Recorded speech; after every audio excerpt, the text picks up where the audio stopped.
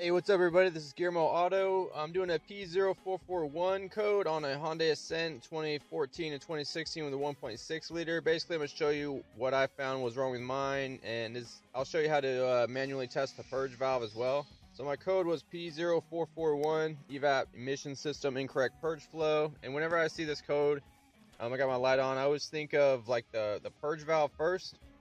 So since this purge valve is really easy to get to and out in the open, it's right below this engine cover. I'm gonna go ahead and just go straight to that and see what I can find. Okay, so the engine's running. I can hear it ticking and purging. I'm gonna check my connector, make sure it's connected, make sure all my lines are connected, and make sure nothing simple is going on. Like I said, I hear it ticking, so I know it's getting power and ground. Make sure none of your lines are broke or caved in. You know, just simple stuff to do a good visual check first before we start doing anything else. Follow this line back down to the gas and make sure that everything's going good.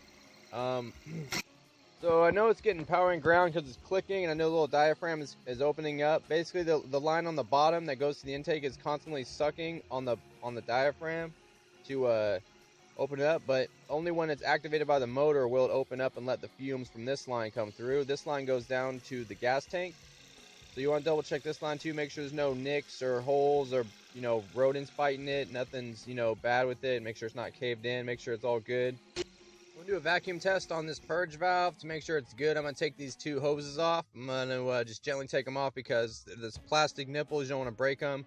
I use a combination of this and a flathead. I just gently wiggle it off. You don't need these to get them off, but I used it. I'm also going to disconnect this electrical connector, and then we're going to take the 10mm bracket bolt off, and then we're going to take this purge valve out of here. Don't drop it like I almost did. Okay, here it is. I got it right here. And if you notice on the bottom, on the back side of it, there's an arrow, and that arrow means intake side. That's the intake. For the intake hose, it's going to be constantly applying vacuum. And we're about to put a vacuum gauge on here and make sure that this can hold vacuum. If it can't, it's no good. So I'm gonna get my vacuum pump. I got it hooked up to the bottom one. I'm just gonna apply a little vacuum, about 15. Let's see, let's go down to 15 here. Okay. And it's holding it fine. So that tells me that the diaphragm's not busted or anything. It's not leaking. If yours is bad or it's not holding, then I would say it's pretty safe to replace this first. And like I said, it's on this bottom side. But at this point in the diagnosis, I know my purge valve is probably okay. I'm going to move on and just assume it's good. If I can't find nothing, I'll come back to it. But at this point, I'm assuming it's good. So I'm going to hook it back up. Got my lines hooked back up. And I'm going to go look underneath the car. Also, guys, check your gas cap. Usually this will throw like a large leak code. But if your gas cap has a busted seal and it's just ripped, you might want to get a new gas cap. That could be contributing. I'm going to show you what I found at the end. It's similar to this. Let's go and get this on. Make sure your gas cap's okay. So here's underneath the car. I'm going to make sure everything's looking fine here. Like I said, check the hoses, make sure nothing's off. If your canister is all wet and stuff, maybe some fumes are leaking out. You know, this one looks dry and dusty and nothing's bad. So I'm going to get my my smoker here. I'm going to hook it up. Okay, I'm hooking it on the line that goes down in the fuel tank. So right off there, and this test would be more for like a large leak code, but since I'm not finding anything on my purge, I'm just going to test it.